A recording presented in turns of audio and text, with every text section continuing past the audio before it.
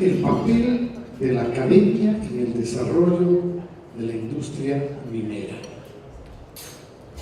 Sector importantísimo, la academia. Y seguramente para todos nosotros esa es la perspectiva que crea una industria minera de largo plazo. La academia, ¿dónde se sitúa la academia?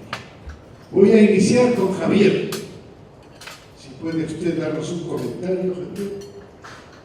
¿Dónde le ubica a la academia su rol, su perspectiva futura dentro del desarrollo minero de Ecuador? Gracias. Cuando nosotros pensamos en el tema de la sociedad civil, no pensamos solamente en las ONGs o solamente en las comunidades, sino en una serie de organizaciones que son importantes en el desarrollo, en el acompañamiento y el avance de la industria minera. En este sentido, la academia juega un rol muy importante en el sentido en que tiene una posibilidad de mirar las cosas de manera muy objetiva, de poner el conocimiento en distintas áreas de trabajo, sean de áreas más técnicas como de ingeniería, de geología, de medio ambiente, la parte de economía, la parte fiscal, también la parte social. Puede acompañar con un interés por mirar de manera objetiva, contribuyendo con su propia perspectiva, alimentando los diálogos que se den de manera objetiva, con datos, con evidencia. Para nosotros desde el Banco Mundial ese es uno de los aportes que la academia puede tener. Ustedes saben que en muchos casos y por cualquier motivo en algún momento se pueden dar controversias, diferencias y lo más importante para poder llevar adelante estos proyectos, como decía la exministra Aurora Williams, en estos proyectos de largo plazo, ¿no? Es poder tener un diálogo informado. Entonces, ese es un aspecto que a mí me parece muy importante y sobre todo en una etapa como la que está Ecuador, en una etapa de atracción de inversión, tratar de expandir la exploración, todo el conocimiento y la evidencia específica sobre la situación pues es muy importante para acercar a los distintos actores y contribuir también desde su perspectiva a un consenso de cómo llevar adelante el desarrollo de la industria. Muchísimas gracias, Javier. Voy a invitar también a Pablo que nos haga un comentario sobre cómo él percibe el rol de la academia en este plan de largo plazo que es el desarrollo del sector minero. Sí, yo quisiera referirme a una experiencia muy puntual que acabamos de tener en el Perú y que puede ser un referente también aquí en Ecuador. Confieso que no tengo la data de cómo funciona el tema académico del Ecuador, pero el Perú finalmente, después de muchos años de largo batallar, la Universidad del Pacífico ha terminado ya montando el Centro de Estudios Minero-Energéticos. Esta es una institución que en un primer momento fue pensada como una coalición de universidades que iban a poner sus recursos intelectuales, sus capacidades de investigación para acompañar el desarrollo del sector. Lamentablemente ese modelo naufragó y la Universidad del Pacífico ha creado este centro que, dicho sea de paso, no hace sino emular otras experiencias exitosas. Hay centros de esta naturaleza en Australia, en Canadá, que son instituciones que se dedican a promover la generación de conocimientos y la sistematización de mejores prácticas para la industria. Otro lugar importante en el que se puede dar esa concurrencia de voluntades y la participación activa y de gran valor agregado en la academia es en la conformación de los clústeres, ¿no es cierto? Los clústeres son estos conglomerados productivos que se articulan en los espacios geográficos. Ya me referí al clúster minero del sur en el Perú. La innovación tecnológica que debería acompañar los clústeres es una variable fundamental en la que puede participar de manera prioritaria la academia, además con un rol protagónico que nadie más puede tener. La innovación se puede dar a todo nivel, no solamente innovación tecnológica. Yo me refería hace un instante al hecho de que el principal desafío del Perú es el manejo de la conflictividad social, pero el manejo de la conflictividad social admite modelos de organización, de articulación innovadores. De hecho, hay ya varias empresas peruanas que prestan servicios de asesoría en materia social que se pueden convertir en plataformas de exportación de servicios de alto valor agregado. Hay un know-how sobre el manejo de la conflictividad que tienen nuestros países y que puede ser muy útil. Entonces, creo que la academia está en un lugar preponderante, de gran expectación para jugar un papel fundamental en esos procesos. Muchas gracias, Pablo. Igualmente quiero invitar al presidente de la Cámara. También nos dé su percepción de cómo la academia puede ser involucrada en todo este proceso de largo plazo del desarrollo del sector minero para Ecuador. Muchas gracias, René. Haciendo algo que no se debe hacer, que es aprovechar de alguna manera del poder y la posición, quiero, antes de responder tu pregunta, invitar al equipo de la Cámara de Minería, a Yael, a Javier, a Lore y a Joana, que por favor nos acompañen un momento acá adelante. Creo que lo que han hecho ellos el día de hoy es una tarea bastante fuerte. Este evento no sería posible si es que ellos no estuvieran ayudándonos ahora en el desarrollo de este evento, en la organización, en la planificación, en la construcción efectivamente de este evento. No les veo por acá, pero simplemente agradecerles por el apoyo que han dado al desarrollo y estructuración de este evento.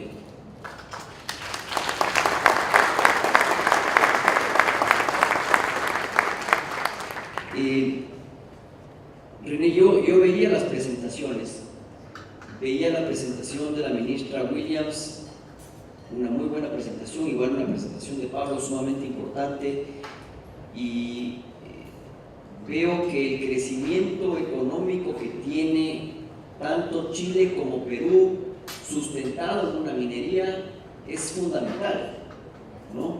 El aporte del 10% del PIB, en el caso del Perú, es sin duda un tema que hay que resaltar.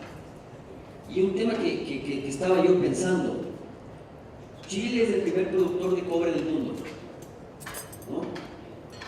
En su parte superior está Perú, el segundo productor de cobre del mundo. Entonces, nosotros estamos sobre Perú. Evidentemente, el potencial que existe, ¿no? El potencial que existe en Ecuador, el potencial geológico, es una bendición que hay que aprovecharla de una manera eficiente, de una manera razonable y de una manera responsable. Como sector minero hemos venido trabajando de manera permanente en propiciar que los gobiernos de curso tomen importancia del lugar en el que estamos sentados. Creo que el generar políticas de avance de los proyectos es sin duda fundamental. El hecho de tener 3 proyectos ya entrando en producción, 2 megaproyectos en construcción que empezarán operaciones a finales del 2019 y que aumentarán el PIB que ahora tiene el Ecuador del 1%, el PIB minero, del 1% al 4%, solamente con el apoyo de 2 proyectos evidentemente importantes. Ahora, ¿cuál es el desafío de los ecuatorianos? Estar a la par de ese crecimiento, el que el capital humano finalmente pueda participar de una manera real, de una manera propositiva en la creación de riqueza, no solamente para el país, sino también para las comunidades. es sin duda una buena posibilidad. Creo que el hecho de tener universidades, centros técnicos es un desafío importante. La carencia de profesionales mineros en el mundo es una realidad, más aún en un país que no ha tenido un proceso industrial de largo plazo. Por lo tanto, creo que el propiciar políticas de creación de mano de obra o de fuerza humana para el desarrollo de los proyectos mineros es sin duda un tema importante. Ahí simplemente hacer un comentario de un tema que lo conozco muy bien. La compañía Landing Gold ha iniciado desde hace algunos años un procedimiento bastante interesante, primero de que las personas de las comunidades puedan concluir sus estudios colegiales. Finalmente, el crear anillos que propicien primero que las contrataciones del capital humano se den inicialmente en las comunidades, luego en la provincia, luego en el país. Y si eventualmente eso no existe, pues evidentemente buscar profesionales de afuera. Por lo tanto, creo que la posibilidad de generar un desarrollo del talento humano en el país es un desafío sumamente importante. Muy bien, muchas gracias a Santiago. Voy a dar paso a la segunda pregunta. Pero antes quisiéramos hacer un brevísimo comentario. Es increíble cómo se ha logrado disociar el desarrollo del potencial que significa traer a la academia en el desarrollo.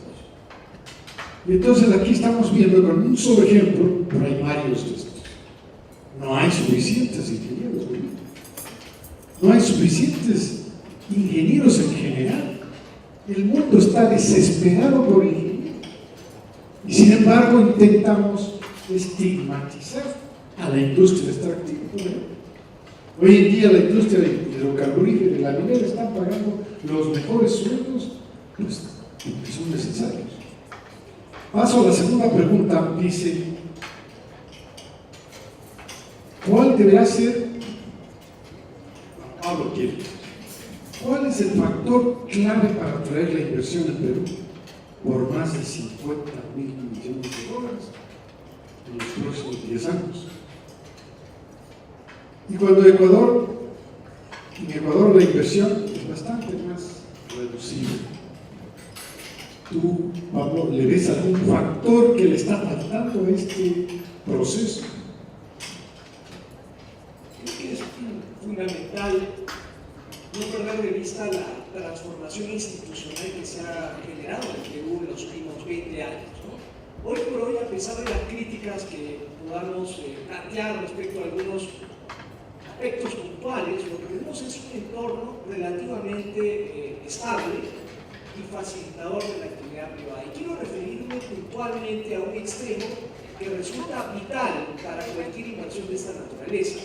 Estamos hablando de proyectos que en muchos casos implican inversiones que van más allá de los $1.000 millones por proyecto. Evidentemente un directorio, un grupo responsable de gerentes no puede asumir la responsabilidad de colocar esos recursos teniendo otras opciones cuando no tiene un marco jurídico estable, cuando no hay reglas de juego claras, cuando no hay mecanismos que diriman las disputas entre el inversionista y el Estado de manera predecible. Entonces creo que la predictibilidad, la transparencia y la estabilidad son fundamentales.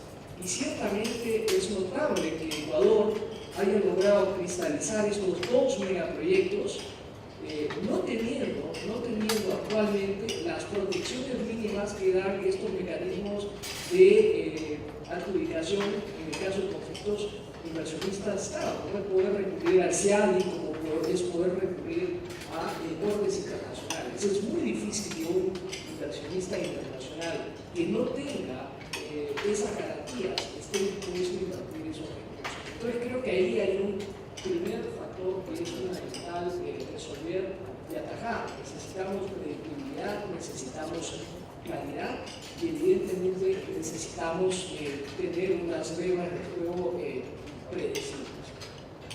Hoy por hoy los dos grandes desafíos, y no porque lo diga yo, sino porque han sido producto de las encuestas con los propios inversionistas. Los dos grandes factores disuasivos en la inversión en el Perú son: el primero, no es una sorpresa, la conflictividad social, digamos, ha impedido que se cristalicen importantísimos proyectos en el Perú, eso ya lo sabíamos.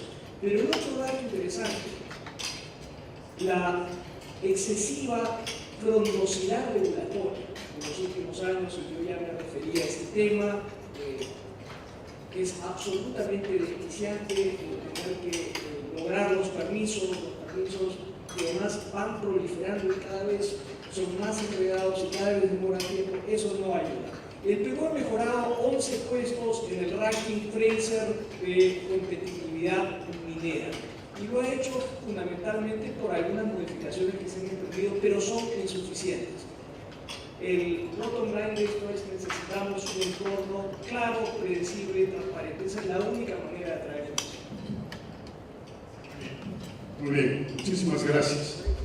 Justamente,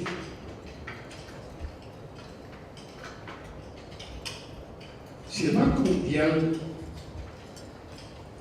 señala la importancia de la institucionalidad para desarrollar el sector minero, y el viceministro ha indicado que es como una actividad para salir, la minería es como una actividad para salir de la crisis. ¿Cómo se entiende que desaparece el Ministerio de la Minería? Lamentablemente el ministro no está aquí presente, o el viceministro, pero le voy a pedir a Javier que nos comente, dado el hecho de que se pone de manifiesto que el Banco Mundial promueve el fortalecimiento de la institucionalidad que regula y que maneja el sector minero. En el tema de la construcción de la institucionalidad, nosotros destacábamos que, sobre todo viendo a la experiencia peruana, pero también de otros países que han avanzado, es también una construcción de largo plazo. La institucionalidad no es algo que construye un gobierno, es una política de Estado, es una visión de largo plazo, y la institucionalidad está conformada por un conjunto de entidades. Cuando mencionábamos este cambio de la gestión, que también Pablo en su presentación reflejaba, y la exministra, donde ya no es solo el sector, el Ministerio de Minería, el que está a cargo de poder facilitar todo el avance de los proyectos, sino es una red donde el sector minero lideriza, pero una serie de entidades con competencias específicas tienen una tarea de emitir algún tipo de autorización, fiscalizar su cumplimiento, y bajo esa perspectiva yo pienso que el tema de que se fusionen los ministerios, se puedan crear ministerios, son temas a veces más que responden a otro tipo de prioridades. Y yo no pienso que por un tema de fusión o de creación de la instancia eso vaya a definir todo. Lo más importante, exista o no exista ministerio, es que se vea que Ecuador está invirtiendo en la creación de esas capacidades. Uno tiene un ministerio, pero uno puede pensar también en la agencia, en ARCO, ¿no? Hay una serie de tareas que tiene catastro minero bajo su responsabilidad. Tiene todo el tema de fiscalización. Existe la suficiente capacidad en términos de recursos, personal. Yo creo que es ese tipo de pregunta que hay que ver de manera un poco más amplia, más allá del ministerio. Está también el servicio del instituto, ahora fusionado con energía del servicio geológico, lo mismo, ¿no? En los planes que tienen ellos, cómo se está fortaleciendo y cómo se está avanzando. La institucionalidad ambiental, que Pablo nos ha mostrado, igual el proceso peruano, todos esos son procesos de largo plazo de inversión de esa institucionalidad. Entonces, yo pienso que los mensajes hay que leerlos en una perspectiva más amplia, también de mediano y largo plazo, pero que sería muy importante nosotros como más actores externos, no involucrados en el proceso directamente, que se genere ese tipo de consenso y claridad en que la única forma en que el sector va a poder desarrollarse y todo ese potencial geológico tan interesante que tiene Ecuador es con una apuesta por fortalecer las instituciones que sean creíbles, que sean profesionales y que sean estables. Muchas gracias. Voy a pedir al presidente de la Cámara, Santiago, por favor, que comente sobre esto mismo. Gracias, René. El equipo de la Cámara, por favor, estaban atrás. Quisiera que pasen un ratito adelante nada más. Mientras ellos llegan, creo que respecto al tema del Ministerio de Minería, tengo que decir que como sector hemos trabajado y trabajamos muy duro para que exista un Ministerio de Minería. De hecho, cuando tuve la oportunidad personal de trabajar con Wood Mackenzie, asesor del gobierno, y hacer la presentación al presidente Correa en su momento, uno de los temas principales fue la creación de un Ministerio de Minería. Lamentablemente las cosas no son como uno las espera, ¿no es cierto? Ahora no tenemos un Ministerio de Minería, pero Perú tampoco tiene un Ministerio de Minería y está recibiendo 58.000 millones de dólares de inversión en los próximos años. Entonces, el diferencial aquí no es el Ministerio de Minería per se, es una institucionalidad de gobierno que finalmente con políticas claras de apertura a la inversión extranjera y de apoyo al desarrollo del sector minero, pues van haciendo que la creación o no de un Ministerio de Minería sea un tema secundario. La institucionalidad finalmente parte de una política de gobierno decidida que finalmente permita y promueva el desarrollo de una minería responsable. Y ahí evidentemente creo que tenemos una tarea fundamental.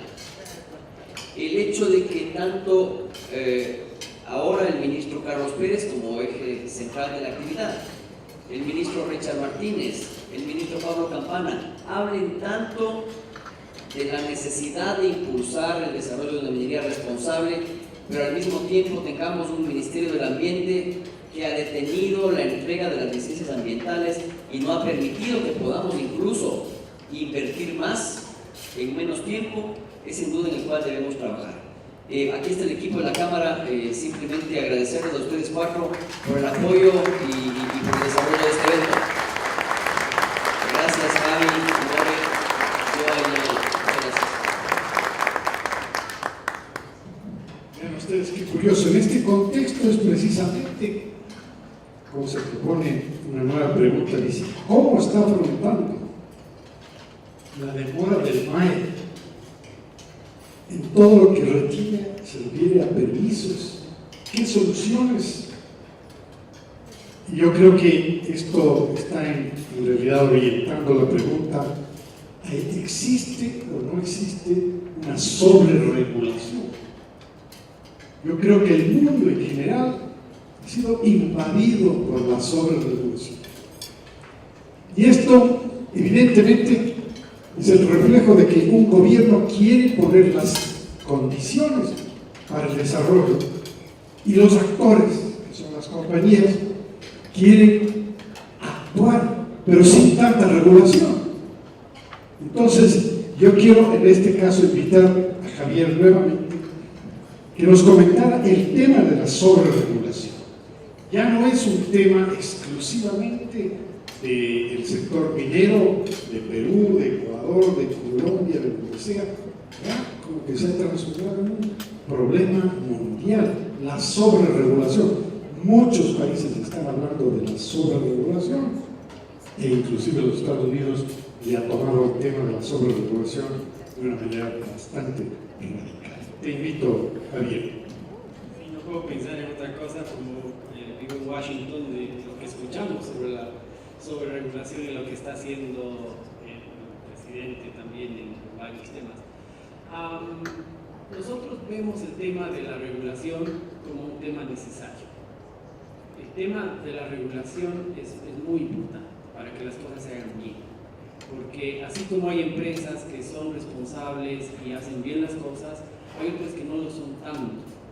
Entonces sucede que por unas cuantas que no hacen las cosas como deberían hacer, paga toda la industria, y es un tema reputacional que no solo afecta a un pequeño accidente a veces con una empresa que tiene todo bajo control, pero que hay algo que sucede y eso se vuelve un problema. Y cómo se controla, cómo se puede demostrar que efectivamente se tomaron todas las medidas del caso, se tuvo un plan de manejo y la autoridad competente tenía todo en lugar y que fue realmente un accidente y no una mala práctica. Entonces, el otro elemento que yo pienso que es importante tomar en cuenta es que la regulación no solo es un tema de las empresas, la regulación es también un tema de la sociedad. Entonces, hay dos partes en el tema de la regulación. La empresa necesita que el sistema sea claro, no sea discrecional, transparente, eficiente, eventualmente con tiempos establecidos para dar esa respuesta, ¿no? Y las empresas, si tienen ese panorama, necesitan que esto fluya. Efectivamente, el problema es en lo que yo comparto plenamente esa visión que nos compartía Pablo de cómo pueden proliferar una serie de permisos, autorizaciones que no agregan valor y que se vuelven al final en una parada más, en un viaje de nunca terminar. Pero eso no implica quitar el valor que tiene la regulación para asegurarle a la sociedad que las cosas se están haciendo bien, que pueda haber credibilidad, ¿no?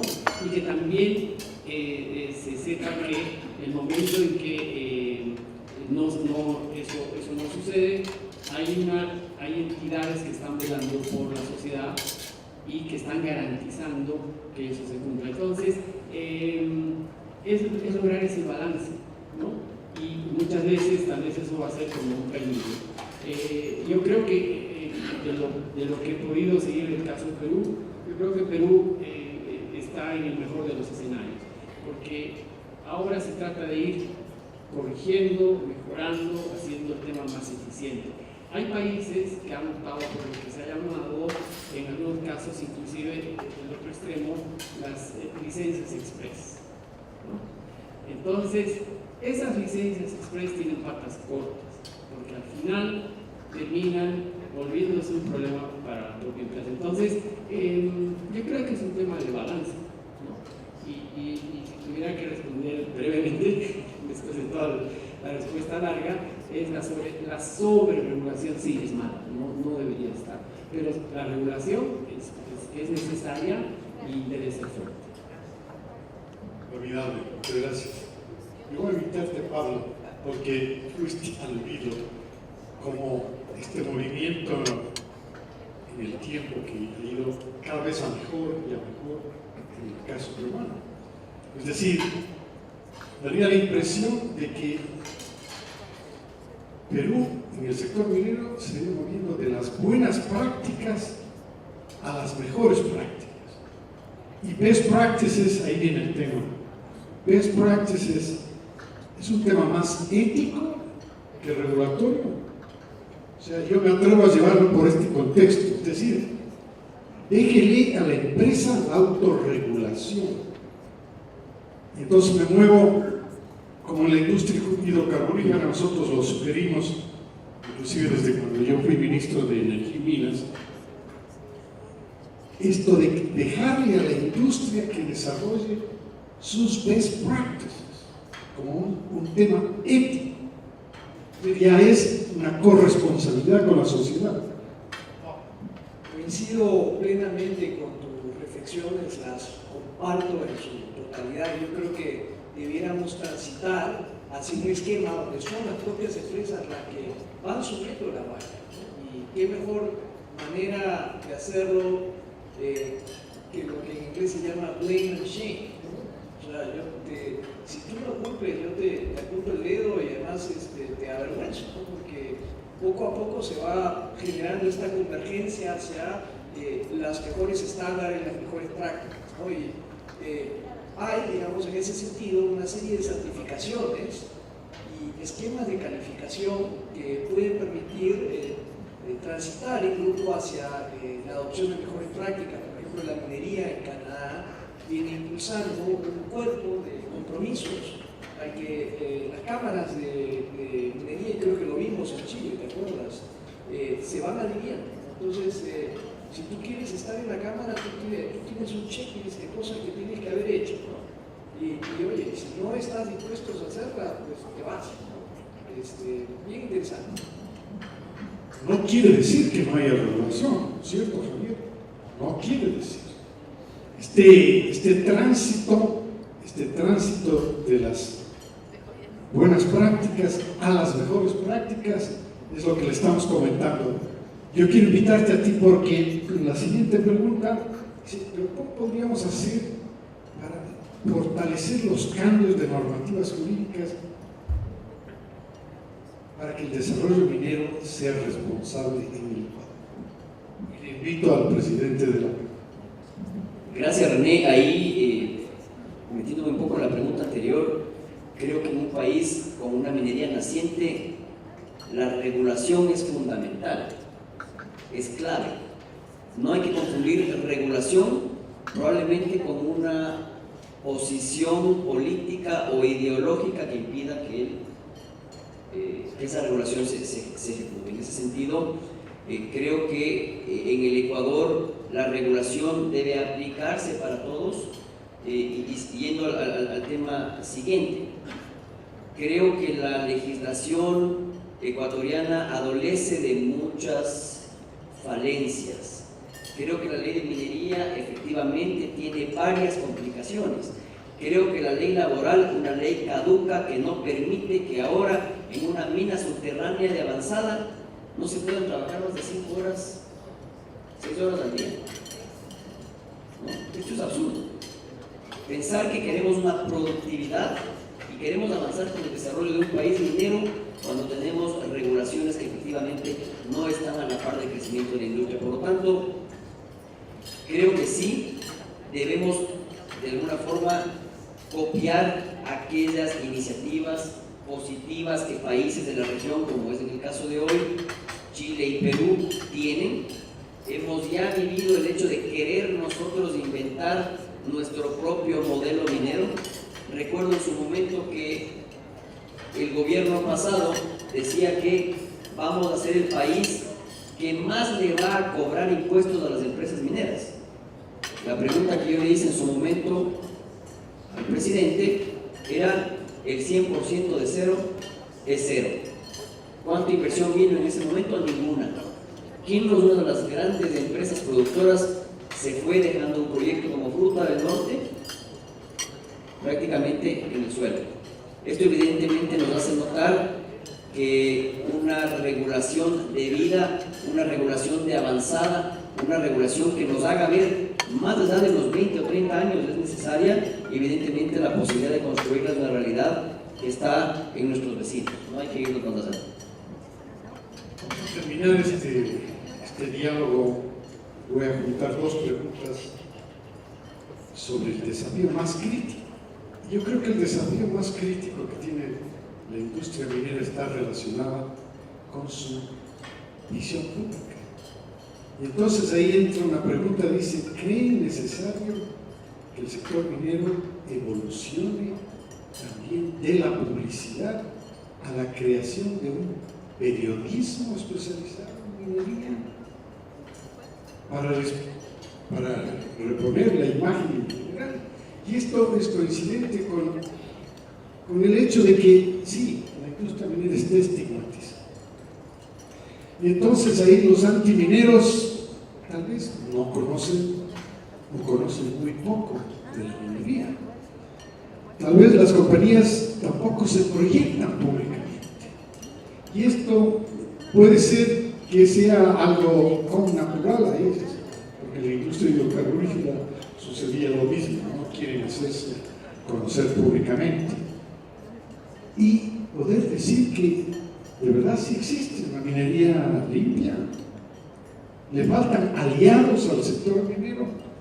Yo quiero que comentemos esta última parte para cerrar este diálogo y voy a comenzar con Pablo. Ser minero no es fácil.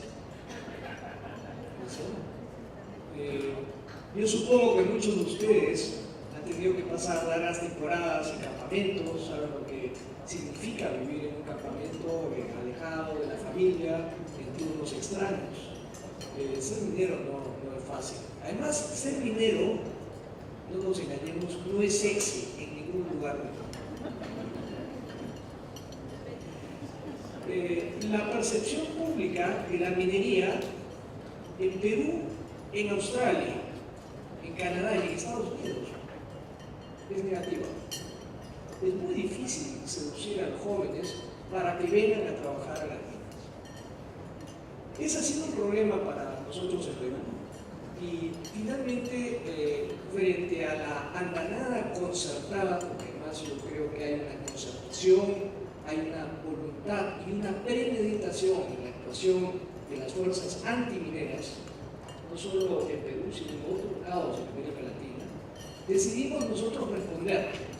Y lo hemos hecho emprendiendo la primera campaña publicitaria de magnitud relevante en el Perú. Es una campaña que comienza con un esfuerzo de revisión, de conciencia, a partir del cual decidimos escuchar con generosidad y humildad, porque lo primero es escuchar.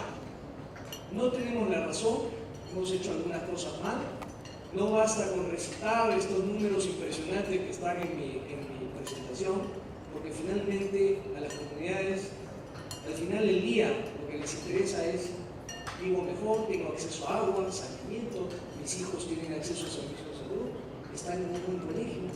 Esas son las preguntas relevantes al final del día. Entonces, decidimos nosotros escuchar con humildad y armamos esta campaña que se llama Casas Abiertas. Desplegamos en 7 localidades distintas, en ubicaciones de alta participación minera, unos espacios donde explicábamos la actividad minera y nos comprometíamos a escuchar con apertura los comentarios y críticas que nos hicieran. Y a partir de ello destilamos estas preocupaciones y hemos emprendido una campaña publicitaria que lo que busca es responder, es informar. Hay una gran avidez de información. Yo me refería al tema del agua, que es el tema más conflictivo con las comunidades, ¿no? El mito de que la minería se disputa el agua y que la minería malutiliza el agua es un mito extendido y es un mito muy destructivo para la actividad. Y nos hemos propuesto ir desmitificando estas situaciones a partir de compartir información. Y eso lo hemos estado haciendo, ya hemos concluido la primera etapa de la campaña comunicacional con cierto éxito y nos vamos a la segunda, que es la campaña de los héroes de la minería, que es hacer un recuento de la actividad de los personajes involucrados en la actividad minera, hombres, mujeres que sacrifican muchas cosas personales por sus familias, por hacer las cosas bien. Y creo que necesitamos instigar el orgullo por la actividad. Y eso no lo vamos a hacer si no ponemos todo de nuestra parte y emprendemos esta campaña, porque nuevamente no podemos seguir de espaldas a las percepciones negativas. Tenemos que atacarlas y hacerlo de manera directa. Para eso la campaña. Creo que es muy importante que salgamos a comunicar, que socialicemos esta información, que no nos conformemos con recitar las cifras y quedarnos predicando entre los conversos. Yo sospecho que la inmensa mayoría de ustedes que están aquí pues creen que la minería es buena, pero hay que salir a las calles, hay que contarles esta historia a la gente, que es lo que nos falta. Bien, unas palabritas sobre la publicidad. ¿Cambiaría la percepción del sector minero? Es interesante porque justo estaba pensando yo que estamos ese es el terreno de las percepciones, ¿no? Y yo estaba pensando en un paralelo que se puede hacer también siempre de la industria y del sector privado con la política, ¿no? Y me hacía una pregunta que es ¿por qué políticos malos pueden llegar al poder y a veces mantenerse mucho tiempo? Y eso es porque hay unos votantes, hay unos electores. Si todos nosotros eligiéramos bien, si estuviéramos bien informados, si supiéramos a veces que lo que nos están diciendo no es posible o no es verdad, ¿sí? Tenemos la información, o si tenemos representantes que repiten durante décadas su representación y nosotros supiéramos qué es lo que han votado, qué iniciativa legislativa han tenido alguna vez, ¿no? Y nos enteráramos las cosas que han apoyado y todo eso, sería diferente.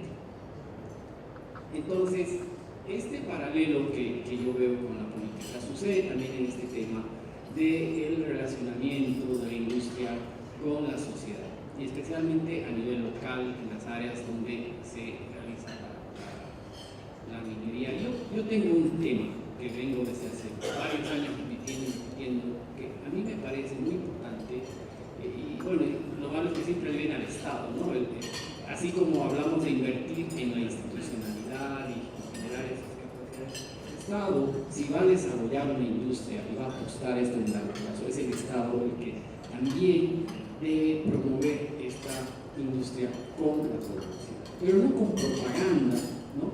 Sino con educación, con entrenamiento, bajando la información a los líderes locales, a las comunidades, porque muchas de esas comunidades que no conocen la industria, que no saben cómo opera, cualquier campaña de desinformación pega mucho más fácil y atemoriza, porque muchas de las resistencias son por temores a lo que puede suceder, no por un conocimiento de lo que realmente sucede, ¿no? Entonces, ahí, por eso es difícil este terreno de las percepciones. Y acá quiero mencionar algo que yo vi en la práctica, me gustó mucho y perdió continuidad. Es una experiencia del Perú, siempre volviendo al Perú, que siempre decimos con mis colegas, Perú ha pasado por una serie de procesos y de experiencias muy interesantes en la industria, y el gobierno tenía un programa que se llamaba Pasantías Mineras. ¿Y cuál era la idea de las pasantías mineras? Era un programa de 2 semanas de internado, digámoslo así, en la capital, de líderes locales, pero auténticos, ¿no? Y sobre todo jóvenes, hombres, mujeres, que lo que hacían básicamente no era que se los evangelizaban, ¿no? Sino se presentaba lo que era el marco legal, el marco ambiental, las leyes, los derechos, las instancias y todo eso. ¿Para qué? Para que después esos mismos líderes sean los que tengan una participación y se sienten en una mesa de negociación en otros temas, ¿no? Entonces, yo pienso que haría muy bien en esta etapa de la industria, donde aún no hay tanto proyecto en un momento ya de entrar en producción, sino es más mucho desarrollo de la exploración y demás, ese esfuerzo de llegar, ¿no? Tal vez no es el programa como tal, que podría ser caro, que no llegaba a mucha gente, pero hay formas de hacer eso descentralizadamente. La academia, otra vez, las universidades existen en las distintas provincias, regiones, y pueden hacer esto a bajo costo y masificando una información y una capacitación que es muy necesaria. Yo creo que hemos podido dar un repaso bastante rápido, pero bastante completo, de cómo afrontar el desarrollo minero del Ecuador.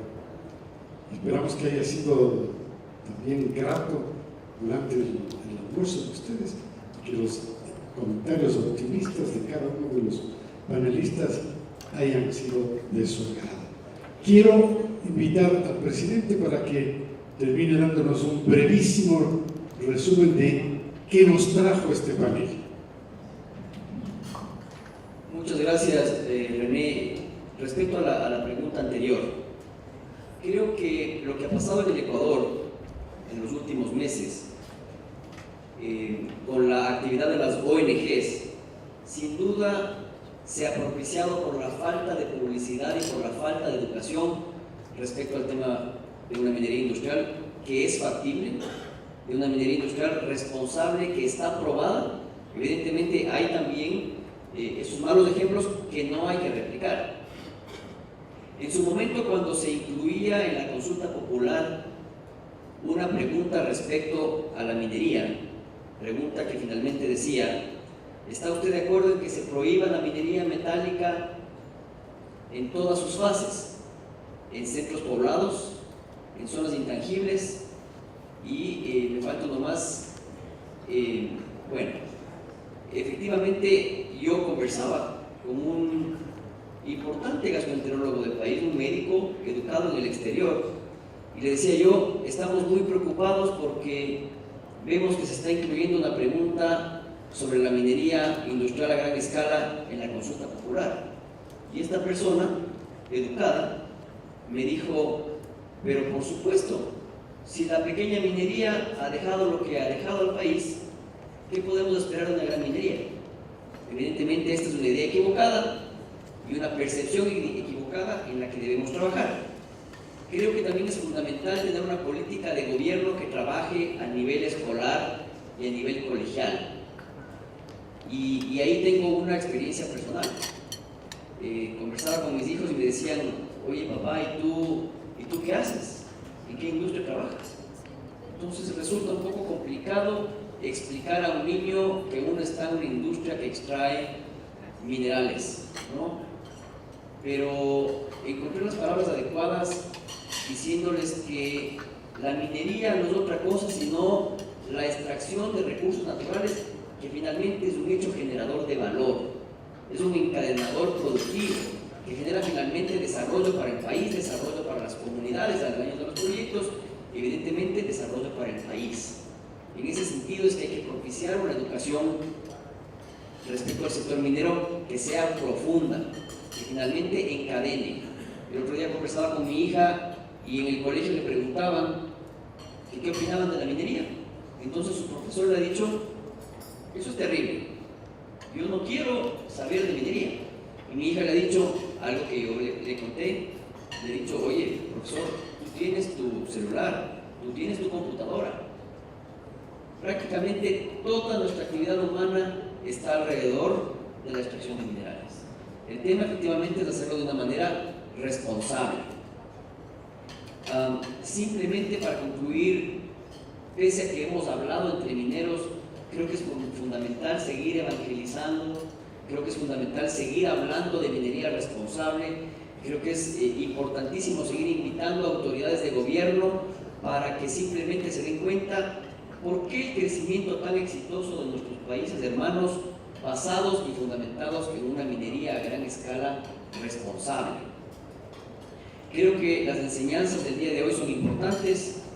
No me queda más que agradecer a todos quienes han participado el día de hoy en este evento, agradecer a Pablo, que ha venido desde el Perú muy gentilmente a apoyarnos en esta iniciativa, a Javier y al Banco Mundial, evidentemente por ser también un eje fundamental que tendrá mucho que decir al gobierno respecto a cómo un país puede apoyarse en el desarrollo de una minería industrial responsable, evidentemente también a su equipo.